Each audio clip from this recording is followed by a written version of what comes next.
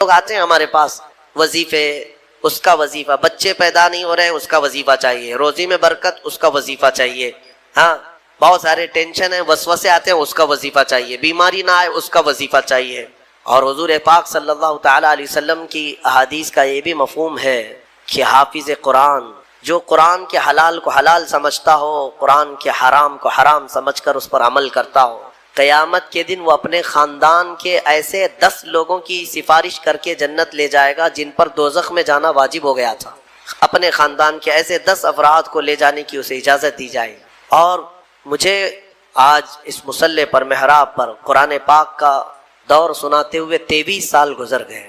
الحمدللہ یہ 23واں سال ہے میرا تراویح کا قرآن پاک، اور میرے خیال سے ہاشمی مسجد میں نے 6 سال سنایا ہے، یہ 6واں سال تھا مختلف مقامات پر۔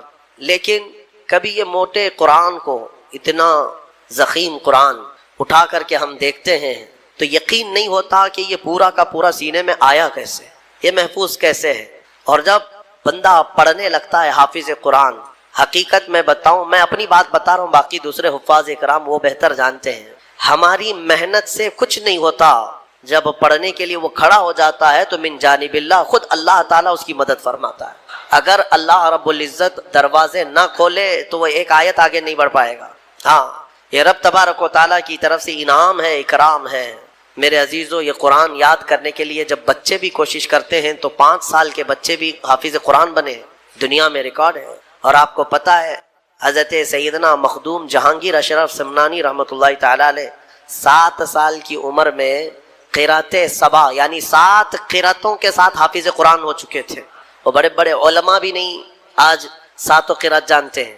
7 قراتیں ہیں قرآن پاک کی، سب میں الگ الگ انداز ہے پڑھنے کے، اور وہ ایک عربی لینگویج جاننے والا، نحو اور صرف اور ان تمام امور کو جاننے والا یہ قرات سبع بہتر سمجھ سکتا ہے، عام لوگوں کے سمجھ میں نہیں آئے گی یہ چیزیں۔ وہ 7 سال کی عمر میں 7 قراتوں کے ساتھ حافظ تھے۔ میرے عزیزو، یہ قرآن آج بھی معجزہ ہے، سینوں میں یوں ہی نہیں آتا۔ بڑا ذہین بھی ہو اور رب تبارک و تعالیٰ کی مرضی نہ ہو تو اس کے سینے میں ایک پارا بھی نہیں آتا۔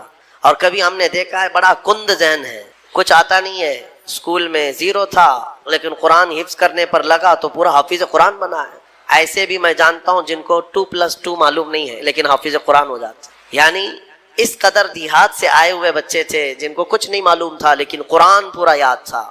یہ معجزہ ہے قرآن کا۔ اعلیٰ حضرت امام احمد رضا خان فاضل بریلوی رضی اللہ تعالیٰ عالم تھے، بڑے مفتی تھے۔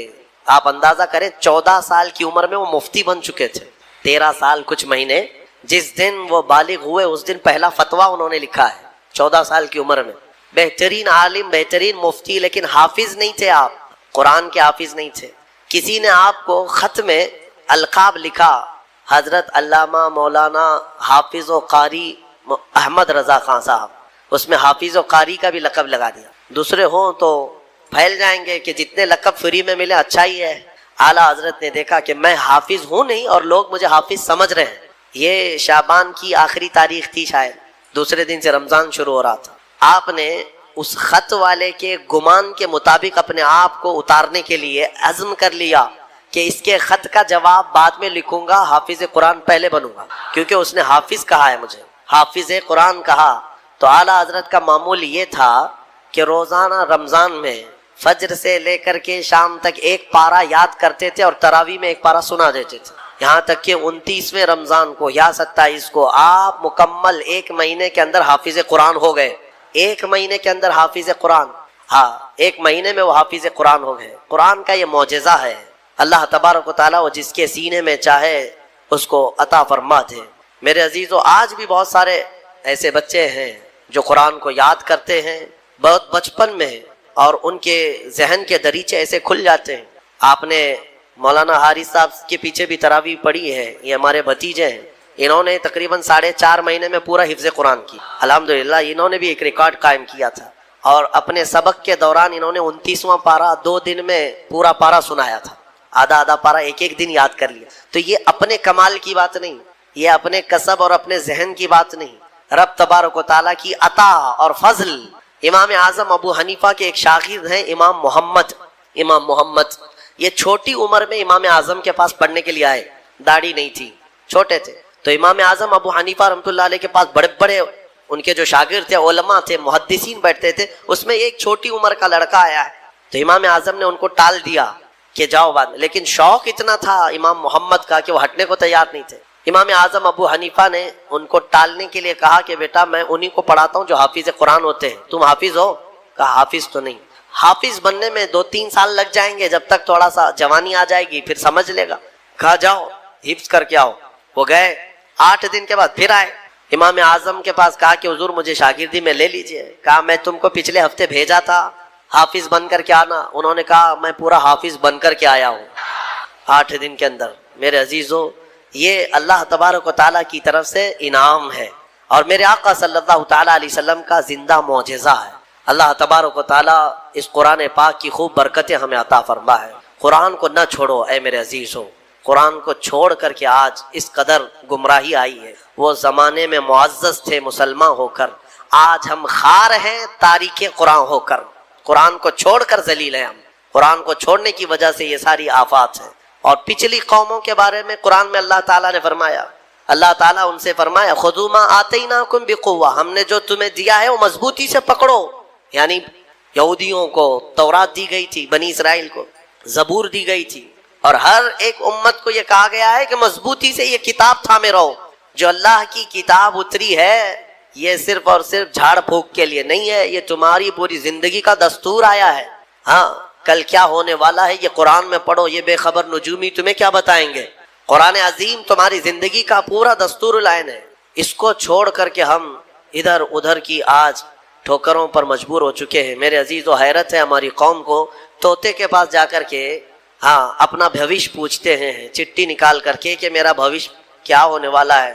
وہ بھی سڑک چھاپ آدمی جو طوطا لے کر کے خود سڑک پر بیٹھا ہے، وہ لوگوں کا مستقبل بتا رہا ہے. ہائے، یہ اس کی بیوقوفی نہیں ہے، اس کے پاس جانے والے کتنے بڑے بیوقوف ہیں.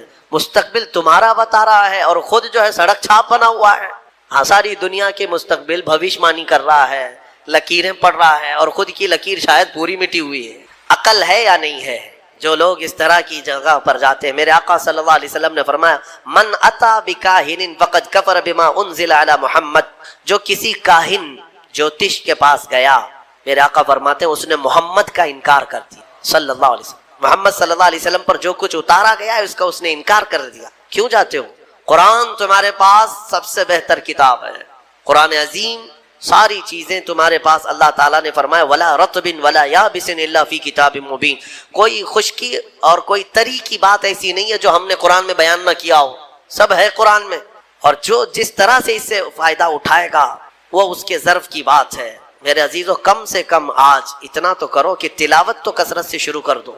حدیث میں ملتا ہے کہ اگر لوگ آتے ہیں ہمارے پاس وظیفے، اس کا وظیفہ، بچے پیدا نہیں ہو رہے ہیں اس کا وظیفہ چاہیے، روزی میں برکت اس کا وظیفہ چاہیے، ہاں بہت سارے ٹینشن ہیں، وسوسے آتے ہیں اس کا وظیفہ چاہیے، بیماری نہ آئے اس کا وظیفہ چاہیے. وظیفے انہی سب کے چکروں میں پڑے ہوئے. حالانکہ حدیث میں ہے کہ قرآن کی تلاوت تمہیں سارے ذکر سے بے نیاز کر دے گی. اگر قرآن کی تلاوت میں کوئی بندہ مصروف ہے، اس کے بارے میں فرمایا کہ اگر اس کو دعا کرنے کا وقت نہیں ملا اور وہ قرآن کی تلاوت میں مصروف ہے تو فرمایا کہ مولا تعالیٰ اس کو سارے لوگوں کی دعا کے برابر عطا فرمائے گا. وہ بندہ رحمان کا کلام پڑھ رہا ہے، دعا کرنے کا اگر اسے وقت نہ ملا تو بھی مولا اس سے راضی ہے.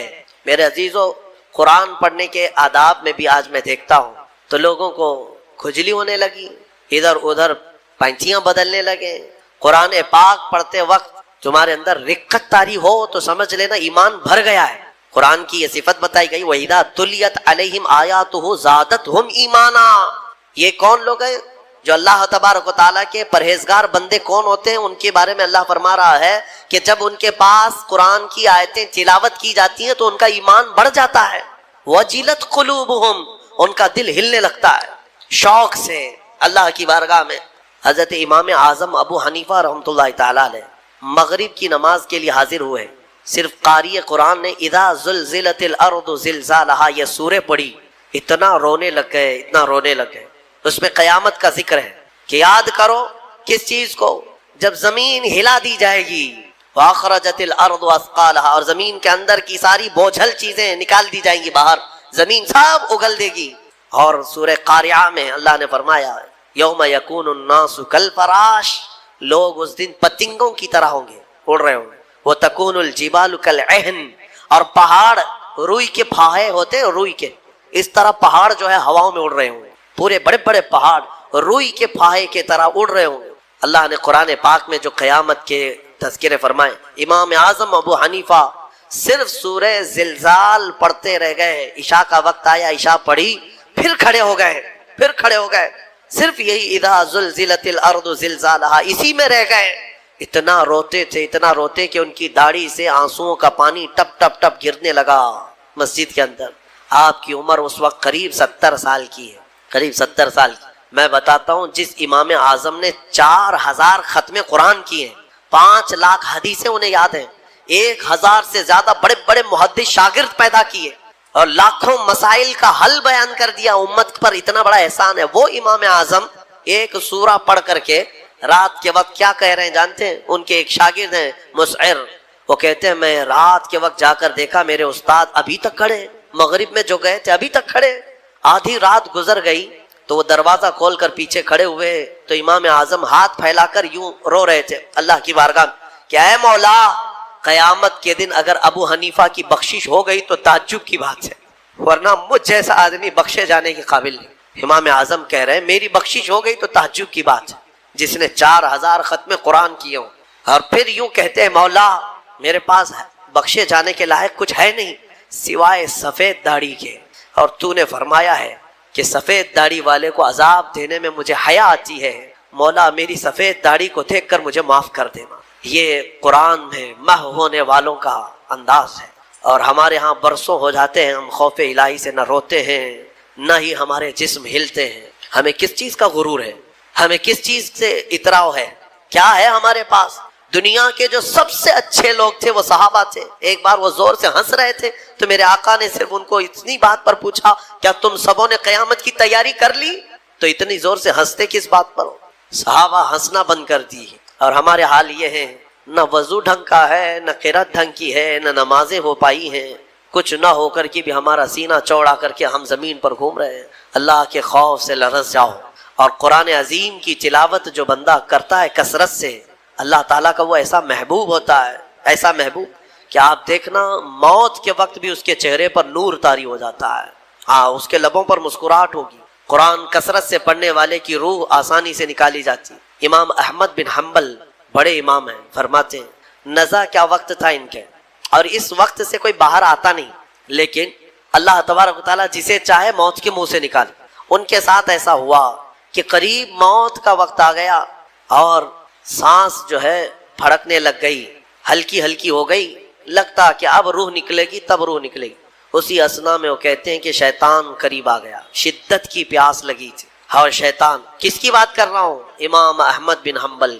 شدت کی پیاس لگی تھی اور وہ پانی لے کر قریب آیا اور بار بار مجھے اپنی طرف بلاتا تھا، کیونکہ پانی کے لیے آدمی کہیں پر بھی چلا جائے. وہ کہتے ہیں کہ مجھے اندازہ تھا کہ یہ ابلیس ہے، مجھے بہکا رہا ہے، لیکن پانی کی خواہش بھی ہے. اور اس کے بعد وہ آپ سے بحث کرنے لگا کچھ معاملات پر، موت کے قریب، جبکہ بولنے کی طاقت بھی نہیں. تو اچانک ایک خوبصورت نوجوان آیا، اس نے گھونسے مار مار کر کے شیطان کو بھگا دیا. شیطان بھاگ گیا، ڈر کر کے بھاگا. امام احمد بن حنبل کہتے ہیں مجھے سکون ہوا، کم سے کم اس کی شرارتوں سے بچ گیا. وہ نوجوان اتنا حسین تھا، بہت خوبصورت تھا. میں نے اس سے پوچھا کہ میں نے تجھے زندگی میں کبھی دیکھا نہیں، تو کون ہے؟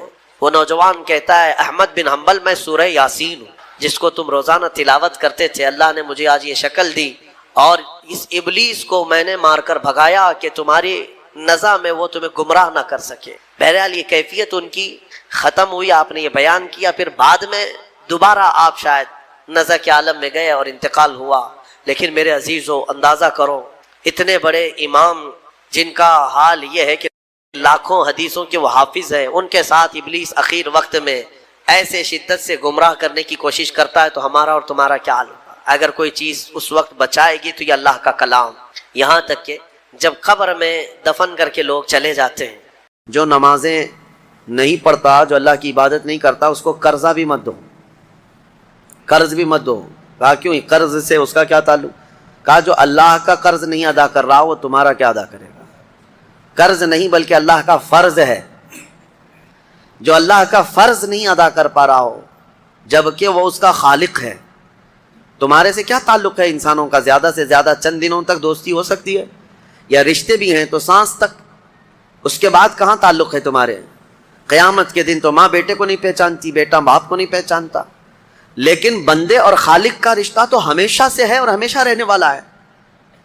تم جب نہیں پیدا ہوئے تھے تب بھی تمہارا خالق اللہ ہی ہے، یعنی تمہیں نطفے سے لے کر کے یہاں تک لایا، یہاں بھی تمہارا خالق وہی ہے. قیامت کے دن جب وہ تمہیں دوبارہ اٹھائے گا تب بھی وہ تمہارا خالق ہے. خالق کا بندے سے رشتہ کبھی ختم نہیں ہوا. تو جو بندہ اپنے خالق کے ساتھ مکمل نہیں ہو سکا تو پھر وہ دوسرے کے ساتھ کیسے ہو سکتا ہے؟ دوسرے کے ساتھ اس کے کیا سلوک ہو سکتے ہیں؟ اسی لیے قرآن میں اللہ فرما رہا ہے کیا تم یہ سوچ کر کے بیٹھے ہو کہ ہم نے تمہیں خالی پیدا کیا ہے اور کیا تم نہیں لوٹائے جاؤ گے ہماری طرف؟ لائے جاؤ گے، ہر ایک لوٹایا جائے گا، ہر ایک. ابھی چند دنوں پہلے کی ایک بات ہے، ایک چھوٹا سا رسالہ، ایک لٹریچر جو گوتم بدھ کی عبادت کرتے ہیں ان لوگوں کی طرف سے تھا کہ دنیا کا ایک بہت اعلیٰ ذہن کا انسان تھا، اس نے بہترین تعلیمات دی تھی. تو اس پر کسی نے، ایک مسلمان نے نقطہ لگایا تھا اور ان سے بحث ہو رہی تھی جو بدھسٹ ہیں. وہ یہی کہہ رہے تھے کہ آپ بدھا کی جو عبادت کرتے کیوں کرتے ہیں؟ کہا کہ وہ مہان آدمی ہے، مہان انسان ہے، مہان آدمی تھا، بڑے اچھے اخلاق تھے، بڑی اچھی تعلیمات دنیا کو دی. تو پھر پوچھنے والے نے پوچھا کہ وہ کہاں ہیں؟ کہا وہ تو چلے گئے. کب؟ کہا برسوں ہو گئے، 2500 سال پہلے تو انتقال ہو گیا، مر گئے. کہا آئے تھے اور چلے گئے. تو پوچھنے والے نے پوچھا تو یہ تو بڑے کمال کی بات نہیں، پھر ان کو لایا کون تھا اور واپس دنیا سے لے کے کون گیا؟ اگر وہ سب سے مہان ہے تو آج ہوتا اور ہم بھی اس کے پیچھے چلتے. کہا کہ اب وہ پیدا ہوا اور پھر دنیا سے چلا گیا. ہم یہ پوچھ رہے ہیں کون ان کو دنیا میں لایا تھا اور کون دنیا سے لے کے گیا؟ وہ بیچارہ خاموش ہو گیا. اس نے کہا کوئی تو طاقت ہوگی. کہا وہی طاقت ہر ایک کو موت کے بعد لوٹائے گی. دنیا کا چاہے سب سے بڑی طاقت کا انسان بھی کیوں نہ ہو، اسے موت ہے اور وہ اللہ کی بارگاہ میں لوٹایا جائے گا.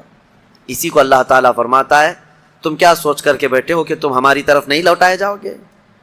تم سب کو اللہ کی طرف لوٹ کر کے جانا ہے. اس دن کو یاد رکھو، اس دن کو یاد رکھو جب یہ ساری چیزیں دھری کی دھری رہ جائیں گی اور تم آخری سفر پر نکل چکے ہوں گے اور عجیب و غریب حالت میں ہم جاتے ہیں. میرے عزیزو، یہ سارے ہمارے کپڑے، ہماری جائیدادیں، ہماری سواریاں، ہماری گاڑیاں سب رہ جاتی ہیں. آج تک آپ نے دیکھا کہ کوئی آدمی جنازے کی بجائے مرسیڈیز میں قبر میں جا رہا ہو؟ نہیں، وہ بھی 4 کندھوں پر بوجھ بن کر کے ہی جا رہا ہے. بڑی اعلیٰ قسم کی سواریاں وہ وہیں رہ جاتی ہیں، بڑے عمدہ لباس یہیں رہ جاتے ہیں. آخری سفر کا ایک مخصوص لباس ہے، ایک مخصوص انداز ہے اور ایک مخصوص طریقے سے لے جا کر کے قبر کے حوالے کر کے آ جاتے ہیں. اور اسی کو فرمایا گیا ہے کہ جس کو یہ اپنا آخری سفر یاد ہوگا اسے یہ بھی یاد ہوگا کہ میں یہاں کیوں آیا ہوں. کبھی آج تک آپ نے اپنے اندر جھانک کر کے پوچھا، کبھی سوچا زندگی میں کبھی ایسا وقت آیا آپ کے؟ ابھی جیسے مثال کے طور پر مسجد میں آ کر بیٹھے، ابھی میں آپ سے پوچھوں پکڑ کر کے کیوں آئے ہو یہاں پہ مسجد میں، فوراً آپ جواب دیں گے عبادت کے لیے آئے ہو. مسجد کائے کے لیے ہے؟ عشاء کا وقت ہو رہا تھا، نماز پڑھنے کے لیے آیا، یا محفل چل رہی تھی محفل میں آ گیا. یہ تو تمہارا مقصد ہے. ہر کام کا تمہارا مقصد ہوتا ہے. کبھی یہ سوچا میں دنیا میں کیوں آیا، پوری دنیا میں کیوں آیا؟ جس نے اس سوال کا جواب حاصل کر لیا وہ معرفت کو پہنچ گیا. جو صحیح طریقے سے اس جواب کو پہنچ گیا وہ اللہ کی معرفت حاصل کر لے گا. اسی لیے میرے عزیزو آگے رب تعالیٰ فرماتا ہے أَفَحَسِبْتُمْ أَنَّمَا خَلَقْنَاكُمْ عَبَثًا وَأَنَّكُمْ إِلَيْنَا لَا تُرْجَعُونَ. حضرت موسیٰ علیہ الصلوۃ والتسلیم کے متعلق ایک بات ملتی ہے. ایک چھپکلی تھی، دیوار پر چل رہی تھی. موسیٰ علیہ السلام نے پوچھا مولا اس کا کیا کام ہے، اس کا کیا کام ہے، یہ کیوں پیدا ہوئی ہے؟ چھپکلی کا ضروری نہیں کہ ہر ایک کی حکمت آپ کو معلوم ہو کون دنیا میں کیوں آیا. اللہ نے کوئی بھی چیز بغیر فائدے کے نہیں پیدا کی. رب تبارک و تعالیٰ نے ارشاد فرمایا موسیٰ تھوڑی دیر پہلے چھپکلی نے مجھ سے پوچھا کہ موسیٰ کو مولا تو نے کیوں پیدا کیا. حضرت موسیٰ علیہ السلام کا کیا کیا کام ہے. یہ ضروری نہیں کہ مخلوقات کو ایک دوسرے کی حکمتیں معلوم ہوں, ضروری نہیں ہے. لیکن اللہ تعالیٰ عبث بغیر کسی وجہ کے محض کسی کو نہیں پیدا کیا. بس اپنے مقصد زندگی کو سمجھو اور فالتو اپنی زندگی کو ضائع مت کرو. جو لوگ بیٹھے اسی طرح سے اپنی زندگی کو ضائع کر رہے ہیں ان نوجوانوں کو ایک دن احساس ہو جائے گا کتنی قیمتی چیز دنیا میں ضائع کر دیا انہوں نے. کتنی قیمتی چیز, کروڑوں کا معجون ملا کر کے بھی بڑھاپے کو جوان کر کے دکھا دو.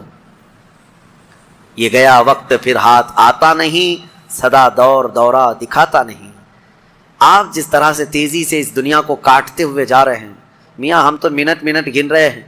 آج دیکھیں ہم 15 تراویح پڑھ چکے ہیں الحمدللہ. ابھی تو ہم چاند کے انتظار میں تھے. یوں ہی وقت آئے گا, اللہ آپ کو سلامت رکھے, ہماری زندگی کا بھروسہ نہیں, اگلا رمضان بھی پھر آپ بیٹھیں گے. بہت تیزی سے آپ کی زندگیاں گزرتی جا رہی ہیں اور اچانک ایک دن اعلان ہو جائے گا فلاں کا بیٹا انتقال کر چکا, جنازے میں حاضر ہو جاؤ. یہی زندگی ہے. اسی لیے عبث اپنی زندگی کو ضائع نہ کریں. جو زندگی کے لمحات ہیں ان میں کچھ نہ کچھ انویسٹ کر دو تاکہ قیامت کے دن شرمندہ ہونا نہ پڑے, ذلیل ہونا نہ پڑے, رسوا ہونا نہ پڑے. بہرحال دوسری سورہ ہم نے جو تلاوت کی سورۃ النور, سورہ نور ہے. اس میں احکام بہت سارے آئے ہیں. اس کی شروعات جو ہے وہی بہت ایک سخت ترین گناہ اسلام میں اس کے مذمت میں آئی, زنا. اللہ نے قرآن میں جگہ جگہ فرمایا وَلَا تَقْرَبُوا الزِّنَا إِنَّهُ كَانَ فَاحِشَةً وَسَاءَ سَبِيلًا. زنا کے قریب بھی مت جانا. اللہ فرماتا بے شک وہ سب سے بری چیز ہے اور سب سے برا راستہ ہے. نبی کریم صلی اللہ علیہ وسلم نے فرمایا کہ جب مومن کوئی مسلمان زنا کر رہا ہو تو ایمان کی حالت میں وہ زنا کر ہی نہیں سکتا. یہ بات یاد رکھ لو آپ, ایمان کی حالت میں کوئی زنا نہیں کر سکتا. فرمایا گیا جب زنا کر رہا ہو تو اس کا ایمان اٹھا لیا جاتا ہے. ایمان اس کے ساتھ نہیں ہوتا, ایمان اٹھا لیا جاتا ہے. ایمان اور زنا جمع ہو ہی نہیں سکتے ایک انسان کے اندر. یہ بہت سخت وعید ہے میرے آقا صلی اللہ علیہ وسلم کی حدیث پاک میں. ایمان کی حالت میں زنا نہیں ہوتا اور جب زنا کر رہا ہوتا ہے تو ایمان نکال لیا جاتا ہے, وہ معلق ہوتا ہے, آسمانوں پر لٹکا ہوتا ہے. اس زنا کی حالت میں اس کے ساتھ ایمان نہیں ہوتا. اب جو آیتیں آئی ہیں اللہ فرماتا ہے الزانیۃ والزانی فاجلدوا کل واحد منہما 100 جلدہ. زنا کرنے والے مرد اور زنا کرنے والی عورت کو 100 کوڑے مارو. یہ ان کے لیے ہے جو غیر شادی شدہ ہے, اور جو شادی شدہ ہیں ان کے لیے رجم ہے. رجم کا مطلب ہے پتھروں سے اتنا مارو کہ وہ ختم ہو جائے, ان کی موت تک انہیں سنگسار کرنا ہوگا. یہ اتنی ہیبت ناک سزا ہے دنیا میں کہ دیکھو تو رونگٹے کانپ جائیں آپ کے. لیکن لوگوں کو ایسا لگتا ہے کہ ایسی اتنی بڑی سخت سزا کیوں ہے. میرے عزیزو, یہ ایک ناسور ہے, ایک کینسر ہے معاشرے کا, ایک کینسر ہے. جب کیمو کرتا ہے ڈاکٹر تو بہت سخت تکلیف ہوتی ہے. کیمو تھراپی آسان نہیں ہے. پورے جسم کے بال جل جاتے ہیں, خون میں پتہ نہیں کیا سے کیا ہو جاتا ہے. کیوں؟ ایک پھوڑی کہیں پر کینسر کی آئی ہوتی ہے, اس کو ختم کرنے کے لیے پتہ نہیں 10 12 کیمو دیے جاتے ہیں. زنا جو ہے پورے معاشرے کا ناسور ہے, کینسر ہے. اور اگر اس پھوڑی کو نہیں ختم کیا گیا تو ہر ایک کے ہاں یہی چیز, یہی پھوڑی ہوگی. یہ وائرس کی طرح پھیلے گا. اور اسلام نے یہ سب سے بڑی سزا رکھی ہے زنا میں, سب سے بڑی سزا ہے. آج دنیا یہ مطالبہ کر رہی ہے کہ ریپسٹ کو اسلامی سزا دی جائے. کیوں؟ ان کی بیٹیوں کا جب ریپ ہو جائے تو وہ چلاتے ہیں. اسلام وہ ہے جو ہر ایک کی بیٹی کو بیٹی کا ہی درجہ دیتا ہے, ایک عظیم خاتون کا ہی درجہ دیتا ہے. زنا چاہے بالجبر ہو بالرضا ہو, دونوں زنا ہے. یعنی زور زبردستی کیا ہوا زنا ہی ہے, خوشی سے کیا ہوا اور بڑا گناہ ہے, اور بڑا گناہ ہے. اس میں اور زیادہ ہلاکت ہے. اس کے متعلق حدیث پاک میں ہے زانی کے لیے 15 عذابات ہیں. 15 عذاب ہیں. 5 دنیا میں دیے جائیں گے, 5 قبر میں دیے جائیں گے, اور 5 قیامت کے دن دیے جائیں گے.